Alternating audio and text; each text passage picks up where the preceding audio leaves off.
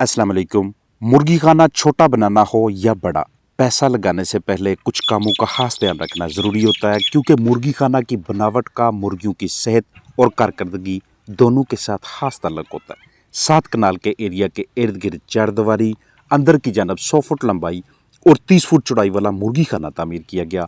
आप इसको role model के तौर पे लेंगे। आगे जितनी भी बातें शेयर की जाएंगी उनको अपने मुर्गी खाना के साथ रिलेट करके अपने काम में बेहतरी लाएंगे। साथ फीड रूम, रिहाइश गाह जहाँ पे ज़रूरी साजो सामान भी रखे जाएंगे। अतराफ में बनेरे 6 इंचीज़ रखे गए। इनका बहुत ज़्यादा फ़ायदा होता है, जिनका आगे चल के मैं आपके साथ जिक्र करूँगा। नीचे कच्चा है, मट्टी है, इसको पक्का किया जाएगा, नहीं तो इकोलाई, खूनी पेचस, मुर्गियों के जिस्म में खून की कमी, कम वज़न और ख़राब कारकर्दगी के बायस फ़ायदा के बजाय नुकसान होने लगता है। शेड और बैरूनी दीवार के दरमियान कम अज़ कम 20 फुट का फासला रखें, ताकि हवा का गुजर अच्छा हो और फलाक की सेहत भी मुतासर ना हो। स्लोप रखें ताकि मुर्गियां यहाँ पे बैठ के बीठे ना करें, जरसूमों का लोड इकट्ठा ना हो।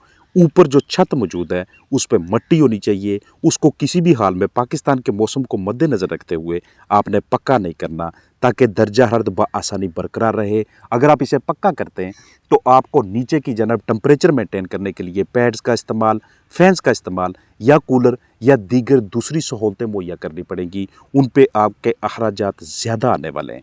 सामने खुली जगह, यहाँ पे घास, सब्जियाँ, जड़ी बूटियाँ, दीगर अजनास इसलिए मुहैया किए जाएंगे ताकि जैसे ही मौसम खुशगवार होता है चिकन्स को बाहर ले जाने की इजाज़त हो। चिकन्स बाहर इस जगह पे आके अपने आप को तनाव से आज़ाद महसूस करें। फर्श और छत एक स्लोप नुमा होने चाहिए ताकि बारिशों के सीज़न में किसी भी जगह पे पानी भी ना इकट्ठा हो, और जब हम उन्हें साफ़ करना चाहें एक फ्लाक उठवा के दूसरा फ्लाक डालने से पहले, तो उस वक्त उनकी सफाई सुथराई डिसइंफेक्शन भी आसान हो जाती है अगर इस तरह की हाउस डिज़ाइनिंग की जाए। सतह ज़मीन से 1 फुट ऊंचाई पे इसे रखा गया है ताकि बाहर की जानब पानी खड़ा होता है तो वो अंदर की जानब ना आ सके। हम बेहतरीन तरीके से सीवरेज का बंदोबस्त कर सकें। हमारे पास इतना टाइम होना चाहिए कि हम इस पानी को बाहर निकाल सकें, ना कि हमारी गफलत के बायस ये पानी अंदर दाखिल हो। ऐसे हालात में नुकसान के इम्कानात बढ़ना शुरू हो जाते हैं। अब बात करते हैं कि इस तरह की हाउस डिज़ाइनिंग से हम अपने चिकन्स को मुख्तलिफ बीमारियों से, सांस के मसाइल, आंखों के मसाइल या फिर और ऐसे जरसूमों से कैसे महफूज रख सकते हैं। सबसे पहले जो बनेरे का जिक्र किया था 6 इंचज़ का, जितना बनेरा कम ऊंचाई वाला होता है उतना चिकन्स की अपनी सतह तक जितनी उनकी ऊंचाई होती है, जितनी उनकी हाइट होती है, उस वाले से, उस लिहाज से उन्हें हवा दस्तयाब होती है। बाज़-औक़ात हम क्या करते हैं कि अतराफ़ में जो भी जगह रखते हैं उसको 1 फुट, 1.5 फुट या इससे भी ऊंचा रख लेते हैं।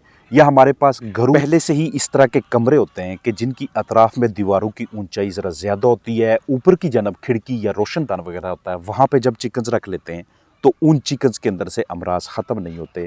हमें चाहिए कि जिस भी जगह पे हमने मुर्गियाँ रखनी हैं उनको अपनी हाइट के हिसाब से उनके लेवल पे हवा दस्तयाब हो, ना कि हमारे लेवल के ऊपर।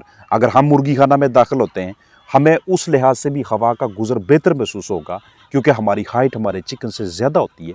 तो हम बाज़-औक़ात ये फ़ील कर लेते हैं कि ये माहौल हमारे चिकन्स के लिए भी मौज़ू है, लेकिन ऐसा नहीं होता।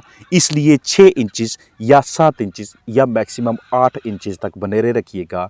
उससे ऊपर की जानब आप जाली लगा लें या कोई दूसरा मटेरियल लगा लें।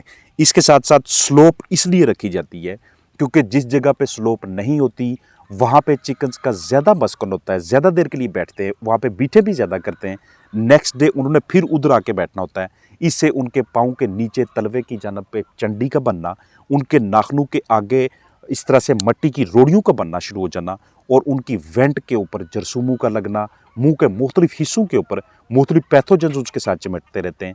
ऐसे फलाक के अंदर ऐसे कीड़ियों वगैरह की भी जान नहीं छूटती, और हमें उनको ठीक करने के लिए बहुत सी मेडिकेशंस का इस्तेमाल करना पड़ता है।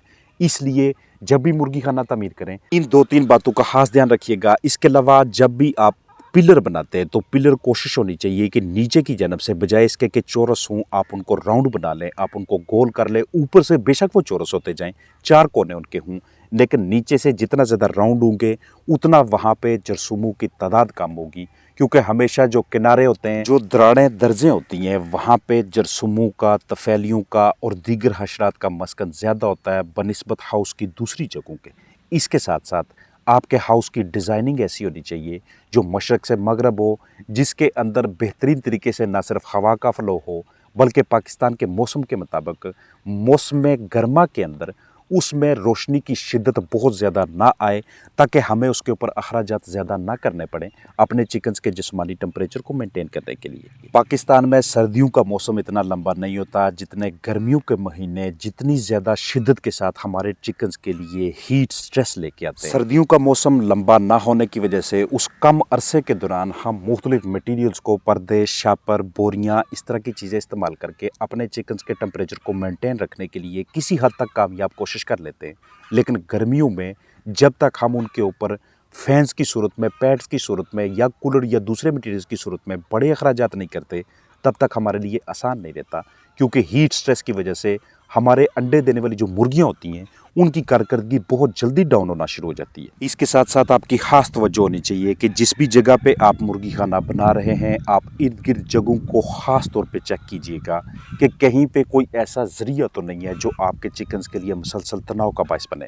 سب سے بڑا ذریعہ ہوتا ہے کوئی دوسرا مرغی خانہ۔ اگر کوئی دوسرا مرغی خانہ موجود ہے تو ایسے انوائرمنٹ میں آپ چکنز لا کے رکھنے سے اجتناب کیجئے گا۔ ساتھ کوئی ایسی بیزی مصروف قسم کی روڈ نہ ہو کہ جس سے مسلسل لگاتار گاڑیاں گزر رہی ہوں، وہ آپ کے چوزوں کو، پٹھیوں کو، بڑے چکنز کو، بریڈنگ چکنز کو ڈسٹرب کیے رکھیں، کیونکہ اس وجہ سے بھی پرفارمنس خراب ہونے لگ جاتی ہے۔ قریب کوئی ایسا بھٹا نہ ہو کہ جس کا دھواں یا کوئی کیمیکل فیکٹری وہ چیزیں، وہ مضر قسم کے جرثومے ہوا کے ذریعے آپ کے چکنز تک پہنچ کے ان کو بیماریوں میں مبتلا کرنے کا باعث نہ بنے۔ اس کے ساتھ ساتھ اگر آپ کوئی ایسا سسٹم متعارف کروا پائیں کہ آپ مختلف پرندوں کو اس چکن ہاؤس کے اندر کی جانب کسی جگہ پہ نہ بیٹھنے دیں، تو اس سے بہترین اسٹریٹجی اور کوئی نہیں ہوتی، کیونکہ یہ بایو سیکیورٹی کا، اپنے چکنز کی زندگی کے تحفظ کا سب سے پہلا اصول ہوگا کہ آپ باہر سے مختلف جرثومے لانے والے جو برڈز ہوتے ہیں، وائلڈ برڈز ہوتے ہیں، ان کی انٹری کو کسی طریقے سے روک سکیں، چاہے آپ کے پاس اس کے لیے کوئی بھی مٹیریل دستیاب ہو۔ یہ آسان کام ہے، اتنا مشکل نہیں ہے، بس آپ وہاں پہ 24/7 اس جگہ پہ موجود ہونے چاہیے۔ کہیں ایسا نہ ہو کہ یہ کام آپ نے دوسروں کے حوالے کیا ہو اور آپ کے علم میں ہی نہ ہو کہ آپ کے فارم پہ، آپ کے مرغی خانہ پہ کیا چل رہا ہے۔ اگر آپ اطراف میں فکس پردے لگانے کے بجائے، فکس اشیاء کا استعمال کرنے کے بجائے اس طرح سے وینچیز کا، پردوں کا یا کوئی اور مٹیریل انسٹال کر لیں کہ جس کو بروقت ضرورت بآسانی اوپر اٹھایا جا سکے، بآسانی نیچے کیا جا سکے، تو یہ تقریباً آپ اپنے اس اوپن ہاؤس کو آلموسٹ ایک سیمی کنٹرول ہاؤس بنا لیتے ہیں۔ سیمی کنٹرول ہاؤس میں بہت سے کام آپ کو ہاتھوں سے کرنے پڑتے ہیں، لیکن یہ نسبتاً جلدی ہو جاتے ہیں اور موسم کی مناسبت سے آپ فوری طور پہ احتیاطی تدابیر اپنا لیتے ہیں، فوری طور پہ وہ سٹیپس اٹھا لیتے ہیں کہ جو آپ کی چکنز کی صحت کے لیے ضروری ہوتے ہیں۔ اس کے علاوہ جیسے ہی آپ اپنے پاس چکنز لانے والے ہوں، اس سے کچھ عرصہ پہلے آپ نے پوٹاشیم پرمیگنیٹ، جسے ہم پنکی کا نام دیتے ہیں، اور اس کے ساتھ فارمالین، ان دونوں کا آمیزہ بنا کے اس کا آپ نے ہاؤس کے اندر دھواں کرنا ہے۔ اطراف میں پردوں کو کم از کم 48 سے 72 گھنٹوں کے لیے اٹھا کے رکھیے گا، تاکہ اندر کی جانب اس جراثیم کش دھوئیں کی وجہ سے جتنے بھی باقی وہاں پہ مضر جرثومے موجود تھے وہ ختم ہونا شروع ہو گئے، اور اپنے ہاؤس کو مکمل طور پہ ڈرائی کر کے، مکمل طور پہ تمام ایریاز کی ڈرائینس کو شور کر کے پھر اپنے چکنز وہاں پہ لانے، کیونکہ جس چکن ہاؤس میں نمی موجود رہتی ہے وہاں پہ چوزا لائیں یا پٹھیاں، تیار چکنز لائیں یا پھر بریڈنگ چکنز لائیں، ان کے اندر سے مختلف مسائل نہیں جاتے۔ السلام علیکم ورحمۃ اللہ وبرکاتہ۔